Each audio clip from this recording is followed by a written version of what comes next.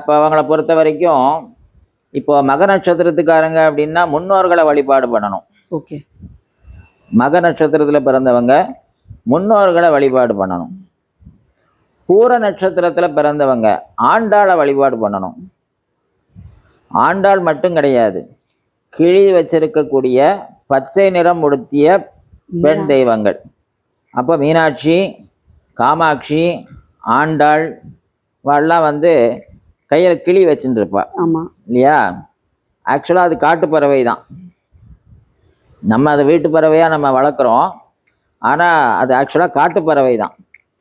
அப்போ அந்த ஆட்சி செய்த பெண் தெய்வங்கள், நாட்டை ஆட்சி செய்த காவல் பெண் தெய்வங்கள்லாம் யாருன்னா, மீனாட்சி வந்து மதுரையை ஆண்டாள், காமாட்சி வந்து அந்த காஞ்சி மாநகரத்துக்கே அவள் தான் வந்து மகாராணி.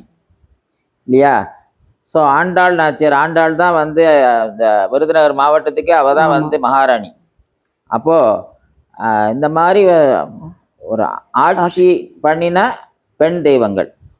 ஸோ இந்த தெய்வங்களை வழிபாடு பண்ணுறது அவங்களுக்கு அதீதமான நற்பலன்களை கொடுக்கும்.